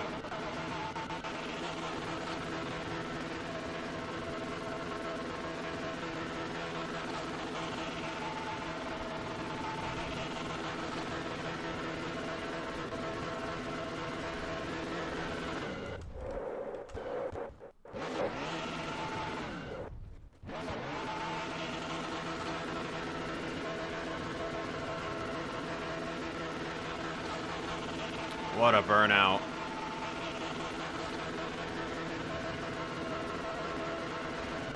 Tyler's getting used to these, ain't he? Oh, yeah. He's got a lot of practice. Sure do love that 18-car scheme. Yeah, fellow Bobby Labonte fan. Oh, yeah. Race winner Texas, and in the booth. Texas Bobby Labonte. That'll get us to our post-race coverage. I'll get the results here up here in a moment.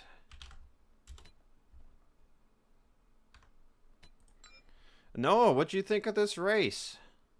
Well, I thought it was pretty interesting. It was about what I expected.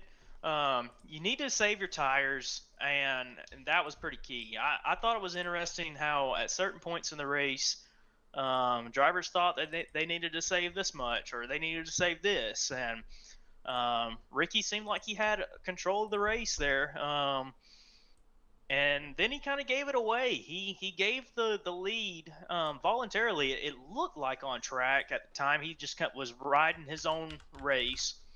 And Tyler went up and grabbed it, and Nelly ended up grabbing the lead at some point too. And once Ricky lost touch with the lead, he never did get it back. And unfortunate breaks for Ricky at with the caution flag flying when he was on pit road, and some unfortunate breaks for some other guys that ended up having single car spins.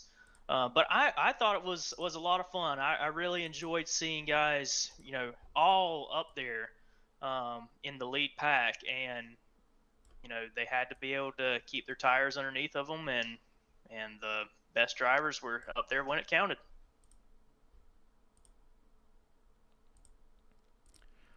Right on. Results are on screen.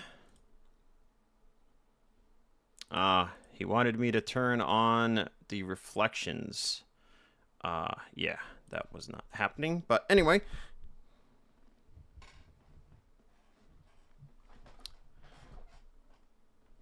Ricky still led the most laps, and then Nelly went up there and grabbed the lead whenever pit strategy came into effect, and he felt like he wanted to go a little quicker, and Nelly was really strong in this race, and he was right there in striking distance. Had things gone a little differently, Nelly could have came out on top and finally grabbed that Texas win. We've been talking about all broadcast with the stats that we've got that Nelly's not won here before, and he's had 5 runner-ups, and well, he added a 6th one, and now Tyler's won 6 consecutively. But at the top of the show, we knew that those 3 were probably going to be ones to watch, and they ended up in the top 3. And they put on a pretty good race, and everyone else throughout the field put out good drives too. Well, speaking of Nelly, let's talk to our runner-up finisher here. Buddy was moved to your Nelly, it's the booth here. Sack and Noah, you got a copy? Yep, Oh, I guess we do got a copy. That's one way to start an interview. Nelly, we were just talking, this is your 6th time finishing runner-up here at Texas Motor Speedway, but it looked like you had a blast. How was it out there today? Oh, it was fun. It was a blast.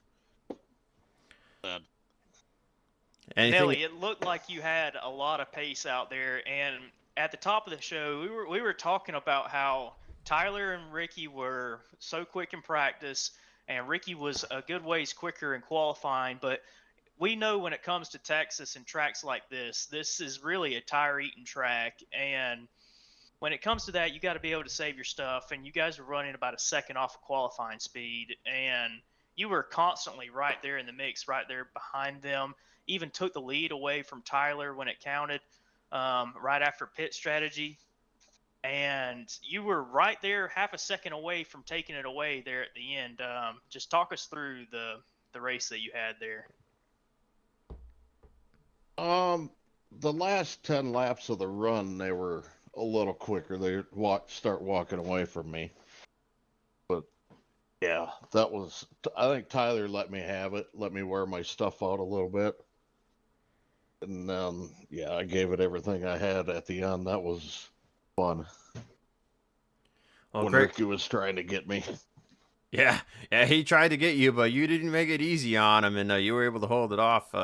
Talk us through that battle a little bit. What was your, mindset of holding him off while also trying to chase the 18?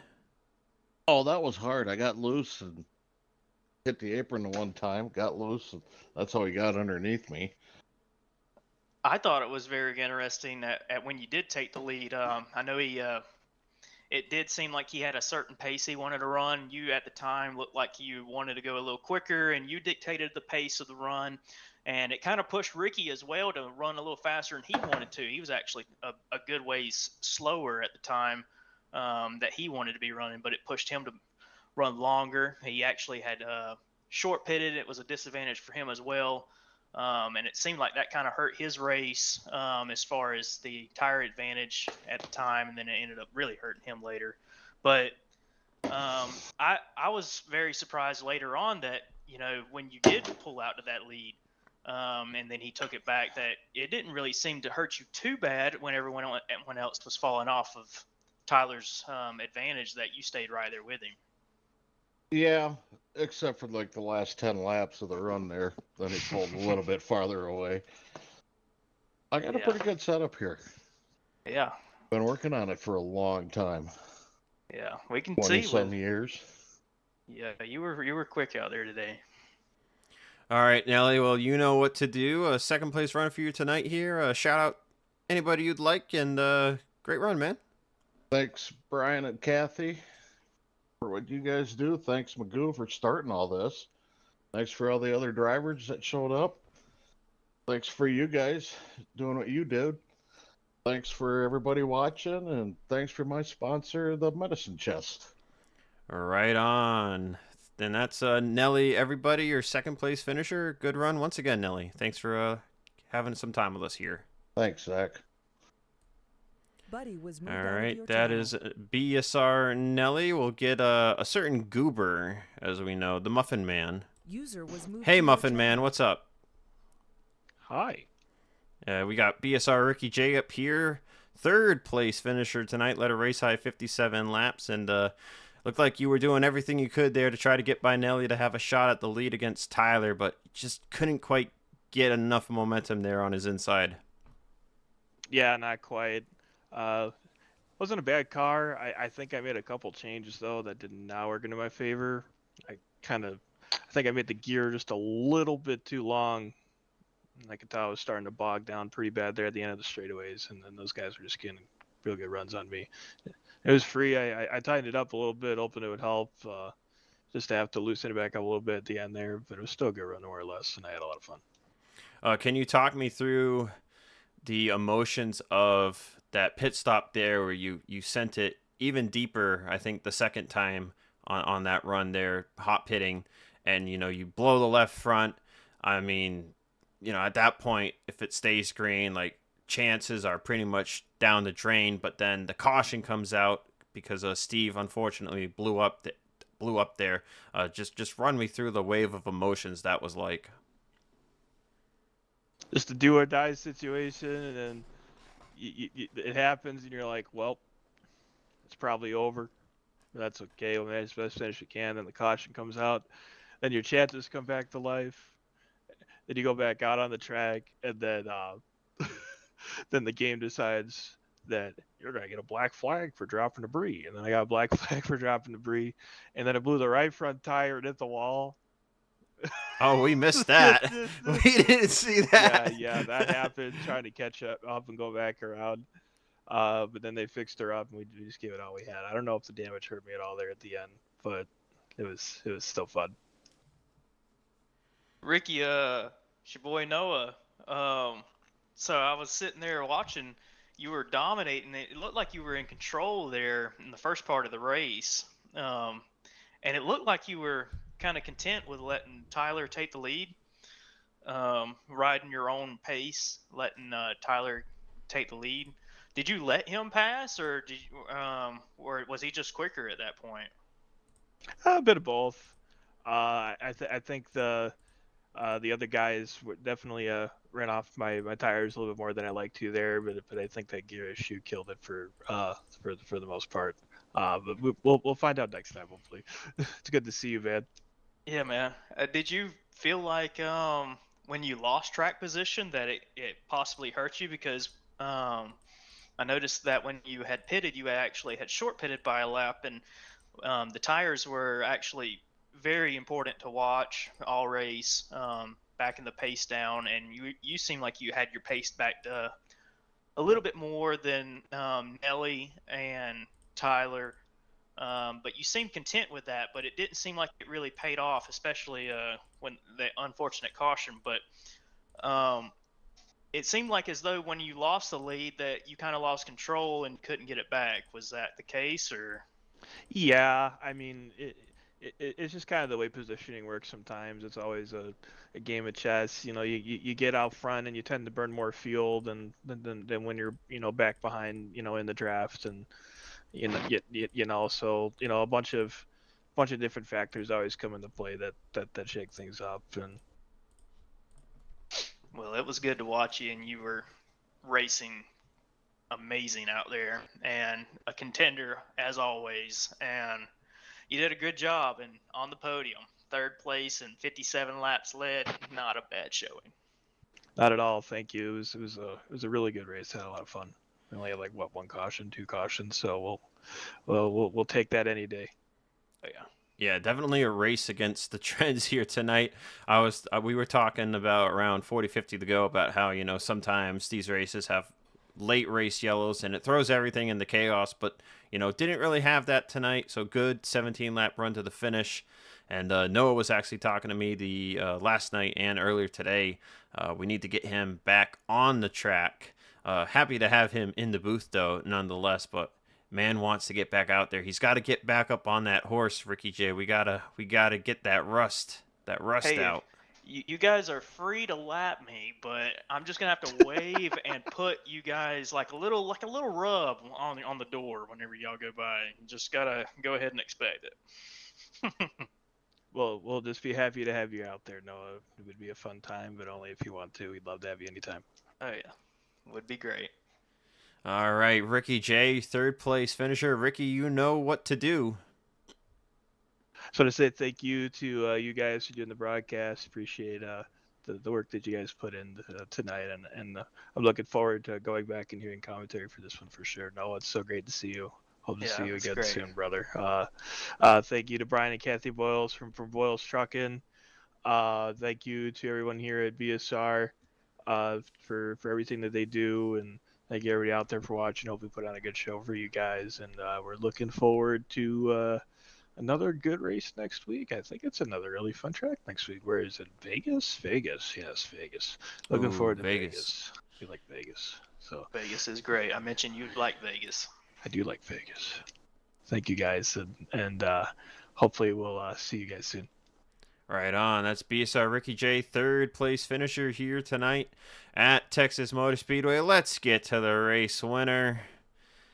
BSR Tyler Mallon here in victory lane. He took the dare, thought he was going to qualify, but he took the dare. He started from last, and he has made history here. A 15-year record broken, 6th consecutive win. Tyler, I mean, what do you even say at this point? I don't know. That was pretty intense. I didn't know if I was going to be able to get it at the end there. I thought it was going to be too tight. Thankfully, it held on. And here we are. And now, I'm interviewing you here in Victory Lane, but I'm also surrounded. I'm in a Bobby Labonte fan sandwich right now as it stands with 2 Bobby Labonte fans. I had one in the booth, and we were watching one dominate all night long. Just put into perspective there, that first run I noticed, I think I heard you maybe clutching a little bit, but you were just kind of holding steady about a second and a half back, just outside the draft wake, and about halfway through the run you just started to slowly make your way forward and started picking the guys off. What was your mindset there that first run? Well, first off, the correct way to phrase it is that you're surrounded by people who have excellent taste in drivers. Exactly. So yeah. And then second off, I knew the 93 was running a bit longer of a gear tonight, so I knew, and he's always so good on fuel mileage, I didn't know if I was going to be able to do anything with that if it went green, and he was going to just slowly get fresher and fresher tires at the beginning of each run. So I felt like with the shorter gear I was running, I had to do a little something to make up the fuel mileage deficit. And thankfully, Texas is a track where it's not easy, but it's relatively easy to save fuel without destroying the tires. And we're able to get up to the front there because I think they were pushing a little too hard at the beginning of the run, and we got up to the front there, and the caution came out anyway. So, but yeah, clutching was just to kind of even the playing field on fuel because I felt like I could do a little bit better on tires than him. We were both trying new things with the setup tonight, though, so there's really no telling. Right on, Noah. Yeah, Tyler, it never really looked like you really struggled much throughout the race. You came from last and easily picked your way through, and you were right there on the back bumper of the 93 for quite a while. And then when you made your move, you went and made it, and you took the lead. And it looked like Ricky at the time was still wanting to ride a little bit longer, but it seemed like you were ready to go and you had him a little more pace. And when you took the lead, he didn't have much of an answer after the fact. And then you ended up pitting, and you pitted a lap after he did. Like you kind of responded. It looked like you had responded to him pitting, and was able to stay out in front of him. And then Nelly come out right behind you, and Nelly had jumped Ricky. And Nelly was really quick, and Nelly took the lead immediately. And I was surprised at how well he stayed on there because he was immediately jumping you and going way quicker. Was there any point in the race where you felt like the race was kind of getting away from you, or did you always feel like you maybe had this race under wraps? I definitely didn't feel like I had it under wraps until like the last 10 laps. When I came out with fresher tires, because I was able to go a little bit further on fuel because I had been saving that. When I came out with fresher tires ahead of everyone, that was a good indicator that I did pretty well on the pit entry.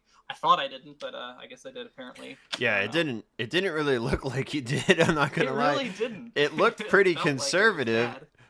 I mean, Ricky threw it in there, and Wiley threw it in there behind him, and then, you did have a bit of a lead by that point. I think maybe like a second, close to a second. But yeah, I thought it was going to be a little closer. I did too, honestly. I thought I was going to come out behind them with how conservative I was. But once we came out with fresher tires, I felt like it was going to be pretty... We were in a good position, at least. Obviously, there's no guarantees. I knew they were all going to start short pitting as soon as we got to about halfway on the final run. So I was considering just going all out, but I always like to play it safe with the tires and not push it too hard. And I was going to go a couple more laps before that caution came out, actually, because I heard the 93 had trouble on pit road and the 103. I think he had. I don't know if he had trouble on pit road, but I heard over the radio that they were having trouble on pit road. So I was like, all right, I've got the fresher tires. I've still got some pace in these things. I can probably go 2 or 3 more laps before I actually really need to pit, or I'm going to lose too much time. But and the caution came out, so it was a moot point anyway. So. Right on, Tyler. Well, another great result here. You're pretty much all but clinched up your third consecutive title. And, if you got a few more good tracks here, you think you might want to run this streak up a few more races? I'm certainly hoping so. I mean, Vegas, Charlotte, and Rockingham have always been really good tracks for me, Rockingham especially. So I'm really looking forward to that one. And hopefully I won't wreck myself at Charlotte this time. Or blow up. Or blow up. Or lose the fuel mileage. Or lose on fuel mileage, yeah. I don't know what's going on there, but hopefully we'll get one at Charlotte. And I don't know. It's always... It's never a guarantee, obviously. So hopefully we'll just go out and do the best we can every week. And if the best ends up being... if our best ends up being the best, then... obviously, that's good. But dude, it's pretty nice seeing the Bobby Labonte car out there running as strong as it is. Oh, yeah. I ran the 2005 Interstate scheme last week at Dover, and I won with that. And I'm pretty sure that's the first time that paint scheme's ever won anything in 25 years or whatever. So. All right, Tyler. Well, happy to have you here post-race. Go out there, celebrate, do your thing. It was great burnout, by the way. Very, very nice burnout. Well, thank you. And you know the drill. Shout-outs all of yours. Floor is yours. Well, first off, thank you to you and Noah for broadcasting tonight. I have to go back and watch this one. Been looking forward to it. Seeing Good, well, actually, good to see you, Noah. I haven't seen you in a while. I know it's So, been a minute. It's been a long time. That's what Yeah. I'm saying. I was saying I need to actually try and race again. I finally got internet Yeah. that actually works well. So There you go. Love to see you out there. I really just love to see you again, actually, no matter Yeah. if you're racing or not. But it's good to see you. Thanks to Interstate Batteries for being on the car, Brian and Kathy Boyles for sponsoring the series, Magoo for starting all this up, and everyone at Bomb Squad for having me and always putting on such a great show. These are by far the best group of guys to race with, and it's my home league for a reason. So this was such a fun race to watch with strategy. It may seemed a bit boring at times, so everyone was riding in the line, but when it came down to it, riding those laps out, everybody's saving their stuff, and it really came down to it. You really seen who had the best car as the race went on, and they would start spreading out a bit more, and you had some comers, and then you had some people falling off, and then some people had to adapt later on to actually get better because they burnt their tires off a little bit more. That's what made this race a lot of fun. And you and Ricky and Nelly, y'all all three were just on top of it all race long, it felt like, and it was a blast to watch. yeah, these guys have a tendency to put on amazing races everywhere we go. So and usually it stays green for a lot of the time unless we get an engine failure. But yeah, it's such a privilege to be able to race here, and I'm extremely thankful that they keep letting me show up every week. So Well, right on, Tyler. A great result again for you. Congrats on the win, and we'll see you around. thank you very much. All right, Tyler Mallon, number 18. Your race winner here tonight at Texas Motor Speedway. Noah, a great race, just 2 caution flags on the night, defied all trends, which was a happy sight to see. You know, these guys love their green flag pit cycles. So a great race. Your final thoughts? I thought it was fantastic. I really did. At one point, you had every car that was running in contention within like a second or two of the leader, and really anybody could have at some point really contested the win today, and that's what's fun about it. And we didn't have no silly yellows. Everybody ran very smart and professional, and they ran a phenomenal race. We got to see strategy. We saw green flag pit stops. We saw an insane yellow flag where one of the contenders for the race lead that ended up finishing inside of the top 3 that had a blown tire on pit road, going to change the tire, and had to go back out on pit road to keep from going a lap down, had wave arounds, and then Tyler, he had to still hold off Nelly, who has been really good here. He took the lead from Tyler at one point, and it was all hands on deck here at the end of the race. And so you didn't know who was holding back entirely. It was kind of still all to play for, and I thought it was a lot of fun. Really good race. Yeah, right on, Noah. So once again, your final results as they're shown on screen. Tyler Mallon with the win. Nelly second. Ricky J third. Wiley King and Terry Scott rounded out your top 5. Monty Keller and Magoo, last cars on the lead lap. Lap down finishers for Pantelica and Brain Fade. Rounding out the top 10 with that blown engine was Steve Grant. In 11th, BSR Miller, who retired early. And, of course, BSR Rick Craddock rounded out the running order there in 12th with the engine failure very early. Tough break there for Rick, not how he wanted his night to go. No one ever wants to be done after just 4 laps of racing. That'll wrap up our coverage here tonight. I want to thank, again, BSR Magoo for bringing us out here to do this thing. This was a total blast. This has only been my 2nd broadcast race. Just started doing these recently, have just kind of been slowly wading off into the broadcasting pool. There's not a lot of NR 2003 broadcasters for online out there, but I'm glad to add my name to the list. And I've been having a ton of fun, of course, on Top Dragsters channel. So thank you to Andrew, who was out there for a little bit tonight. I'll be back with Andrew in 2 weeks for Charlotte, which will be a blast, I'm sure. Noah, thank you again for coming out here and doing this with me. Happy to see you get to do some form of commentary again in for the first time in a long time.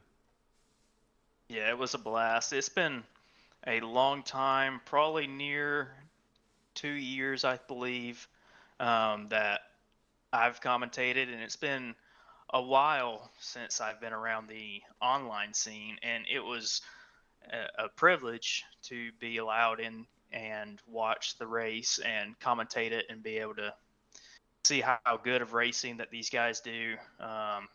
It was a ton of fun, and I enjoyed it a lot. Thank you. Right on. So that'll conclude our coverage. Hope you guys enjoyed. Don't forget to like the video, subscribe, and looking forward to doing some more streams in the future. But until then, have a great Thursday night, and tomorrow have a happy Friday as we head off into the weekend. And if you're a NASCAR fan, don't forget to turn on TV this weekend. They're back at Rockingham here on Easter weekend. And if you're a Casey Kane fan, you're looking forward to Saturday. Casey Kane Friday tomorrow, boys.